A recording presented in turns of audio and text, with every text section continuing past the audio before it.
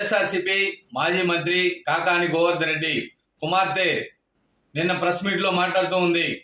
నన్ను కూడా మా నాన్న వెనకాలే జైలుకి తీసుకుపోండి, అంతేగాని మా వాళ్ళని ఎందుకు ఇబ్బంది పెడతానని చెప్పేసి ఏదో మాట్లాడుతూ ఉంది. అమ్మా నీ తండ్రి అటువంటి కాకాని గోవర్ధన్ రెడ్డి నేర చరిత్ర ఆ విధంగా ఉందమ్మా.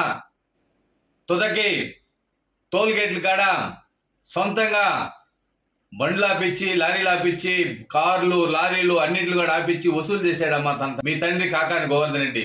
అదేవిధంగా కోర్టులో ఫైళ్లు ఉంటే ఫైళ్లు దొంగతనం చేశాడమ్మా నీ తండ్రి. అదేవిధంగా క్వాజీ మైనింగ్ వందల వేల కోట్ల రూపాయలు దోపిడీదారడమ్మా నీ తండ్రి. ఈ విధంగా చెప్పుకుంటూ పోతే తన పదవిని, మంత్రి పదవిని అడ్డం పెట్టుకొని జగన్మోహన్ రెడ్డి ఆశీస్సులతో వేల కోట్ల రూపాయలు ప్రజాధనాన్ని దోచేశాడమ్మా. అందుకని మీ నాయన వేశారు. నువ్వు కూడా ఆ లిస్ట్ లో ఉంటే తప్పనిసరిగా నిన్ను కూడా తీసుకొని పోయి చట్టం తన పని తను చేసుకుంటూ పోద్దమ్మా. నిన్ను కూడా అక్కడ జైల్లో వేయడం తథ్యమమ్మా. మీరు తొందరపడద్దు.